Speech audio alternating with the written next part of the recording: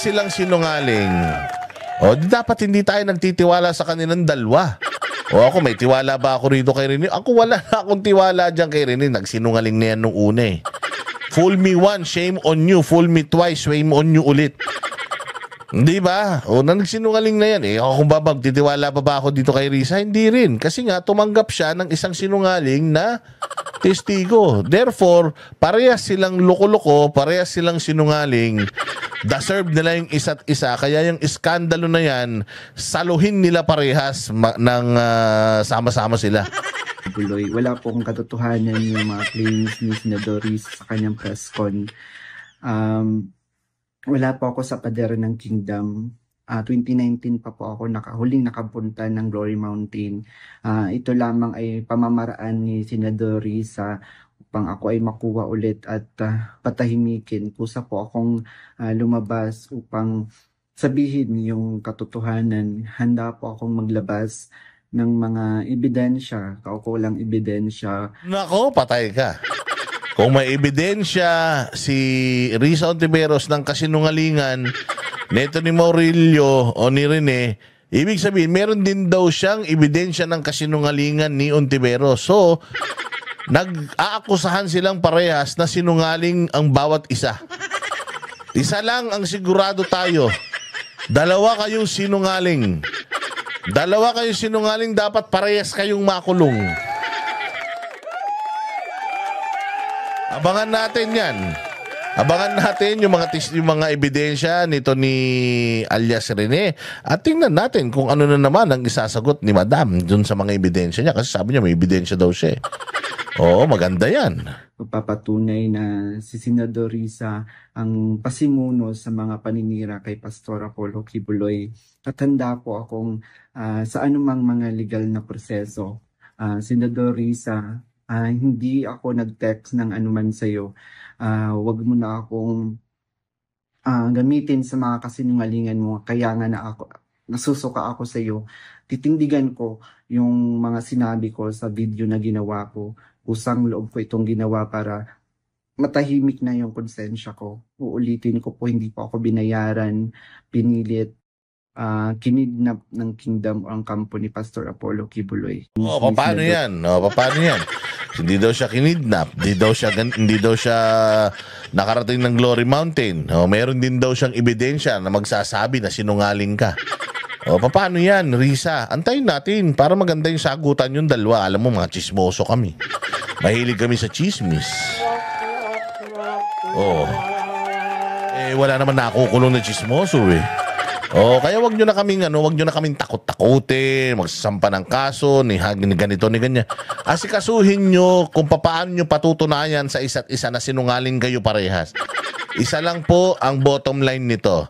Ang common denominator is parehas kayong sinungaling. Therefore, ikaw na mismo, Risa Ontiveros, ang gumawa ng paraan para mapalabas na si Pastor Apollo Kibuloy sa kulungan dahil kapalpakan yung testimonya nung iyong testigo na ginamit ninyo sa pagpe-persecute kay Pastor Apollo Kibuloy. Gawin mo na ngayon na i-correct mo habang maaga pa, habang baka ikaw din.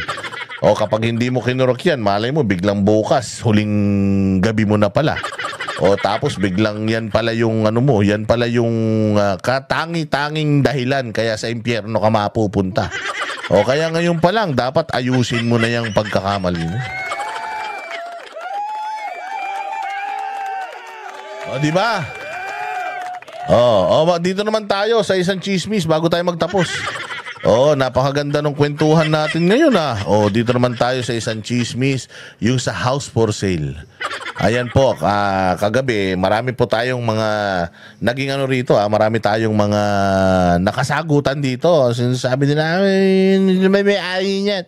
Sino ba? Sige, ganito na lang. Ganito na lang Ganito na lang, itong bahay na ito ay nakapangalan na or kasi nga si Pangulong Duterte matanda na. So yung mga properties, hinati-hati na rin naman na. At saka mahal naman talaga nito yung anak niyang si Kitty Duterte. Sige, itong bahay na to nakapangalan kay Kitty Duterte. Okay na yon. Itong bahay na to nakapangalan kay Kitty Duterte. Oo, pero itong number na nakalagay dyan sa for sale na yan, hindi yan number ni Kitty Duterte. Number yan nung nanay, okay? At sinabi nga nung nanay sa kanyang interview sa Bombo Radyo Davao na siya po ay nalulungkot pag pumupunta daw siya dito. Wala daw po yung amo, puros katulong lang daw yung nandiyan.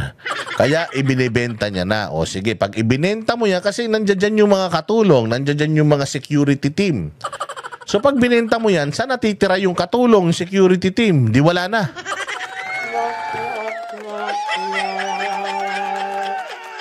At saka ibibenta mo yan dahil lang nalulungkot ka? Unang-una sa lahat, hindi mo man bahay yan. Bahay yan ni Kitty. Unless si Kitty mismo nagsabi na ibenta na yan. Pero I believe si Kitty hindi niya ibibenta to. Iconic tong bahay na to. Tsaka, kailangan ba ni Kitty ng pera? Ang dami-dami pera nung bata na yun, di ba? Kita mo yung mga Hermes niya, yung mga mamahaling gamit niya, mga diamante niya. Kasi nga may trabaho yung bata. Meron yung batang mga endorsement, di ba? So hindi kailangan ng pera nun. Ba't binibenta? Di ba? Yun. Kaya nga yun yung inaano natin na bagamat itong bahay na to ay nakapangalan kay Kitty. Nagre-request tayo, Ma'am Kitty, wag mo naman benta tong bahay na to. Alam ko sa iyo yan. Wala naman kami pakialam. Pero maganda, wag mo na ibenta. Kasi mahal yan ng taong bayan. Mahal mo tatay mo, di ba? Tatay mo, buhay pa naman. Tsaka yung tatay mo, nagre-request tayo, bring him home. Bring him. Paano daw bring him home? Wala na siyang bahay. Marami pa naman bahay. May bahay si Pulong, si Baste, may bahay pa naman si Inday, may bahay din naman si Kitty. Pwede naman nilang kunin yung tatay. Pero gusto ng tatay nyo dito tumira eh. Bibigyan na natin to sa kanya.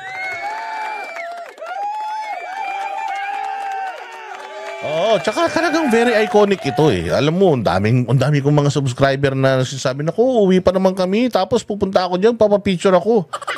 Kasi monumento na nga ito. Actually, mas marami pa nagpa-picture dito kaysa sa monumento ni Ninoy Aquino eh. Tsaka sa monumento ni sino ba may monumento? Basta sa mga monumento na may mga monumento, pinakamarami na nagpa-picture dito sa bahay na to. Iconic kasi ito. Kaya ayaw natin mabenta. Gusto natin nga maging museum to eh. Lahat ng mga ginagamit ni PRD na kulambo, ganyan yung mga t-shirt niyang butas-butas. Maganda ma-showcase dito eh. Maganda yun. Para talagang ma-preserve ito. Maganda nga sasabihin ni Pulong dito sa balitang ito. Itong bahay na ito ay hindi na nga sa amin. Itong bahay na to ay sa mga taga Davao na. Dahil ito ay simbolo ng isang leader na hindi nagnakaw sa taong bayan. Di ba?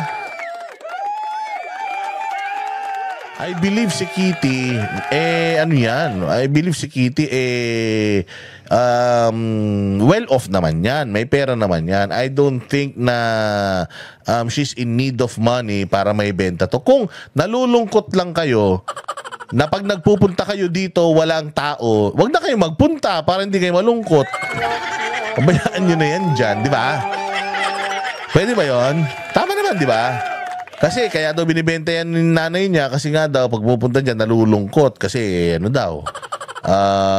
puro daw CCTV, hanggang CR daw may CCTV. Tapos wala na nga yung mga amo. So hopeful tayo na itong kasi buong Pilipinas pati sa ibang bansa yung mga Pilipino nananawagan at nananalangin makauwi si Pangulong Duterte. Kaya sana itong bahay na to pag uwi niya kung ano yung itsura nung iniwan niya, ganun pa rin itsura na uwian niya. Yun lang naman. So nagsalita na si Pulong. At ito po ang balita. Ito po ang balita kasi isang linggo mahigit na wala pong bisita si Pangulong Duterte sa ICC dahil nagkaroon po ng NATO meeting. Yung mga world leaders, so walang nakapasok sa kanyang detention facility. Ngayong araw lang na ito nagkaroon ng dalaw, which is si Pulong yung naka-istasyon ngayon doon. Ngayon, ito yung unang-una na ibinalita ni Pulong sa tatay niya. Ayun, yung bahay mo, binibenta na. Ha? Ba't binibenta? Kilala pa naman natin. Siyempre, bahay niya yan. Mahal na mahal nga niya. May mga bahay pa namang iba. Sila PRD. May bahay sila sa Maynila. May bahay naman si Inday, si Pulong, siya. May mga bahay pa sila. At saka, may bahay din naman si Kitty. Pwede rin naman siya doon. Pero dito talaga siya umuwi. At saka, ang alam natin sabi-sabi rin ng mga tao rito, wala raw talagang kasama si Pangulong Duterte dyan. Hindi naman daw dyan umuwi yung mag-ina. Oo. Hindi daw dyan umuwi yung mag-ina. Nakita niyo yung malaking bahay na di ba sa TikTok? Si PRD nasa upuan tapos nanonood pa tapos tinatawag siya ni Kitty. Oy, matulog na tayo. Matulog na tayo. Yun, bahay daw yun ng mag-ina. Malaking bahay yun. Yun ang bahay ng mag-ina. Ito, bahay talaga to ni PRD. Pwede naman silang tumira dyan kung gusto nila. Pero hindi sila dyan nakatira. Si PRD lang talaga nakatira dyan. Kasama ni PRD yung mga PSG niya, yung mga katulong nila, kasambahay nila, kasama nila dyan. Kaya nga, yun, sabi nga, kung ang reason lang ng pagbenta nito is nalulungkot kayo pag nagpupunta kayo dyan, wag na kayo magpunta. Pabayaan nyo na yan dyan, doon na lang kayo sa bahay nyo malaki. Pakinggan nito itong balitang ito. Nagsalita na si dating Pangulong Rodrigo Duterte kaugnay ng issue ng kanyang tirahan sa Doña Luisa Subdivision sa Davao City. Ito'y matapos kumalat ang mga balita sa social media na for sale daw ang nasabing property. Narito ang ulat ni MJ Mondihar. Naging laman ng usapan sa social media ang larawan ng bahay na ito na may berdeng gate na may karatulang for sale. Ang bahay na yan ang matagal ng tahanan ni dating Pangulong Rodrigo Duterte sa Doña Luisa Subdivision sa Davao City. Maraming netizens na naghayag ng panghihinayang lalo na't humaharap si Duterte sa kasong Crimes Against Humanity sa International Criminal Court at pansamantalang nasa kustudiya ng ICC ang dating Pangulo. Ayon sa panganay niyang anak na si Congressman Paulo Duterte, nalaman na ni FPRD ang issue kahit nasa kustudiya ng ICC. Ibaligya ba tong balay sa among lula, sa dili daw ito ibaligya, di sa musugot. Ayon pa kay Congressman Duterte, mahalaga sa kanilang pamilya ang nasabing bahay dahil ito raw ang kauna-unahang property ng kanilang ama. So ng imong balay diya sa Doña Luisa ibaligya ba? Nitubag naman siya nga baligya ba daw nga mo daw na yung pinakauna niyang balay, unya si Hanilet na mo daw kaugaling mong balay, dako daw. Yun, binanggit pa si Hanilet. Kasi Hanilet na nagbibenta eh. Ang may-ari kasi niyan, yung bata, si Kitty. Pero si Hanilet nagbibenta. Sabi nga ni PRD, ba't niya binibenta yung bahay ko? May sarili naman siyang bahay. Malaki naman yung bahay nila. Bakit di yung ibenta nila? Ba't yung bahay ko binibenta? Kung kailangan ng pera, ibenta nyo yung bahay nyo. Yung bahay ko binibenta nyo nandito pa ako, buhay pa ako, lumalaban pa ako. Diba? Gusto ko pa nga makauwi sa Pilipinas, makikipagbakbakan pa ako dito sa ICC sa katalinuhan eh. Diba? Tapos parang, alam mo yun, ang pangit kasi talaga na buhay pa yung may-ari, binibenta mo na. Yung mga nagagalit dyan na, oy, wala kang pakialam, boss dada. Putangin na nyo, anong wala kang pakialam? Benta ko yung mga bahay nyo, gusto nyo? Mga gago kayo Channel ko to wala kayong pakialam. Kung gusto nyo magkapakaialamanan tayo, putangin na nyo, ibigay nyo sa akin mga titulo ng bahay nyo, benta ko yan. Kung tingnan ko kung di rin kayo magalit, putangin na mo, boss dada, at binibenta mo yung bahay ko. Putang, pinibenta nga itong bahay ni PRD, bukas buhay pa siya Hindi kayo nagagalit Benta ko yung bahay nyo, makita nyo.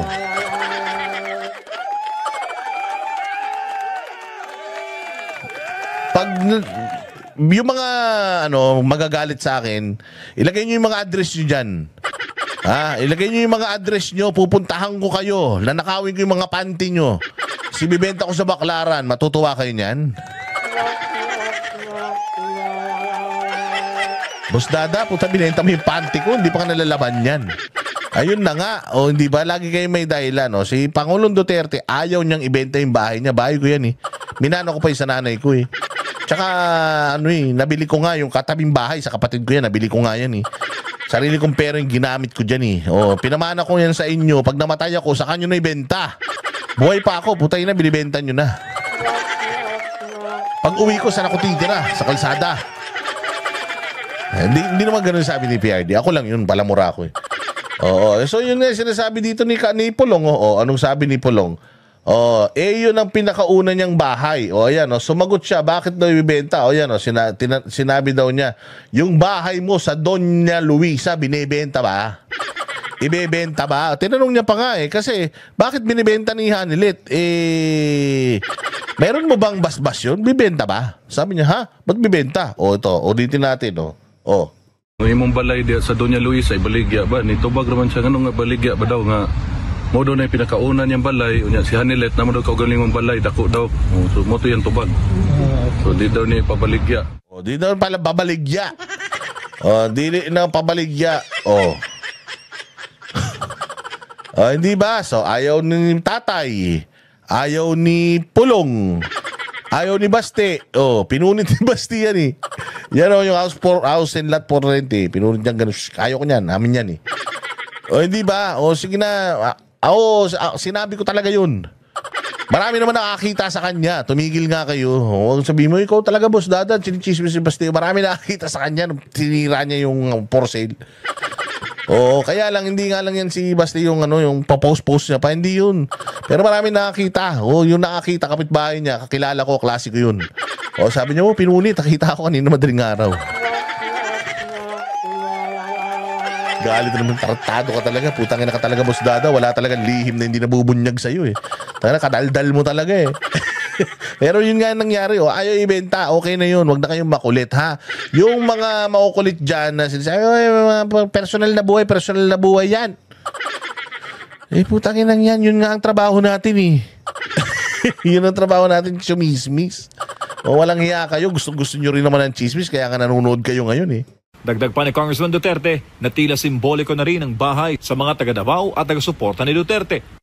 Kanang balaya, dili na siya actually na masulting kang sa among amahan. Ang tagiya na ang tiga-Davao na, kaya nahimo na nilang atuhanan ng lugar. Lumalabas na tila... Tingnan nyo, daming tao na yan. Again sabi nga niya, yung bahay na yan, hindi na yan sa amin. Yung bahay na yan, sa mga taga Davao na. Bakit? Kasi yan yung gustong-gusto nilang puntahan para pa-picture-picture sila. Kasi proud sila na ang isang dating taga Davao naging presidente, dito nakatira, kaya nagpupunta sila dyan. Tapos ito nga, nung i-raid nga sana daw yan ng mga pulis kusang loob din nagpunta yung mga tao dyan para ipagtanggol yung bahay niya. Ganyan nila kamahal yan. Kaya, miski ako, ayaw ko na mabenta to. Mas maganda, ma-preserve ito at ma-enjoy ng taong bayan at magkaroon tayo ng isang simbolo ng isang leader na maayos na nungkulan sa Pilipinas, hindi magnanakaw katulad ni Bongbong. Naging pilgrimage site na ang bahay para sa mga Duterte dahil supporters o DDS na patuloy na bumibisita rin. Totoo yan naging pilgrimage site yan. Diyan lahat ng may mga Muslim, Christian, Katoliko, nagro-rosaryo dyan gabi-gabi, novena, rosary. Nagpunta nga kami dyan nila Coach Oli, nag-novena, tsaka nag-rosary sila dyan. Di ba? So, yung bahay na yan, somehow, nagsasama-sama mga tao dyan para magdasal. Minsan nga, pag walang makain, pumunta dyan dahil marami nagbabagsak ng pagkain dyan, nakakain silang libre. Malaki na itutulong nitong bahay na to sa mga tao dyan. Both ways, kaya maganda, wag na ibenta. Di ba? Nagdadasal yung mga tao diyan. Kahit pa paano, hindi naman yan simbahan, pero yun nga nagdadasal sila kasi nga pinagdadasal nila unang-una yung nakatira diyan, sino si PRD makauwi. Tapos dinadasalan din nila yung bahay na hindi masalaula. Kayo kaya yung simbahan nyo ibenta ko, payag kayo. Doon di kayo nagdadasal. Langya ito bilang pagsuporta sa dating Pangulo. Ayon naman kay Congressman Duterte, kapag makabalik na sa Pilipinas si FPRD mula sa ICC custody, sa bahay na ng kanilang ina na si Elizabeth Zimmerman siya maninirahan. Putya patay yan, nagkabalikan patuloy yung dalawa. Kaya wag nyo ibenta yung bahay na yan, kasi pag binenta nyo yung bahay na yan, magkakabalikan tong dalawa. Pag nagkabalikan tong dalawa, paano na yung ibang girlfriend? Chismoso! Walang hiya ka!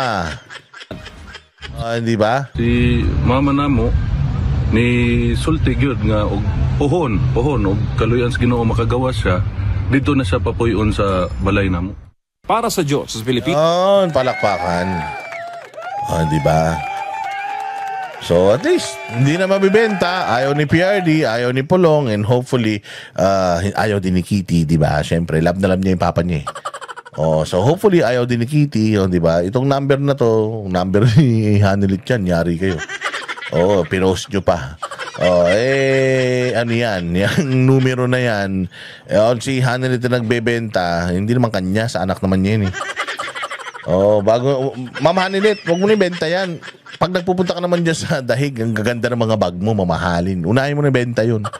Baka, syempre, sikat ka rin naman. Baka pag ikaw may-ari ng bag, binenta mo, baka doble na yung presyo nun. Di ba? Tsaka benta mo yung mga diamante mo, mga ganun, mga mga alahas. Saka na itong bahay. Pagka may pera na ako, saka mo na ibenta to, ako bibili nito. Mag-aambag-ambag kami ng Banateros para mabili namin to. Pwede na. Siguro 1 milyon ako, 1 milyon si 5 kami. 6 kami pala. 6 na milyon kaagad yun. Saan ka naman? Di ba? Pag-ipon muna kami tigi 1 milyon. 6 na kami, 6 na milyon. Di ba? Pwede na siguro yun. Gagawin naman namin tong pagka talagang gusto niyo ibenta to at gagawin namin tong museum. Museum, walang entrance ha.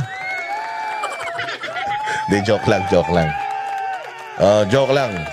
Gusto ko lang kayong pasayahin. Ayan na nga. So maraming salamat sa inyong panonood. Mabuhay kayo. God bless us all and God bless the Philippines. You're all amazing. Kita-kits ulit sa susunod na vlog. Maraming salamat sa mga nagla-like, nag-share, nagko-comment at saka nag-send ng kanilang blessings, yung super thanks. Maraming salamat sa inyo.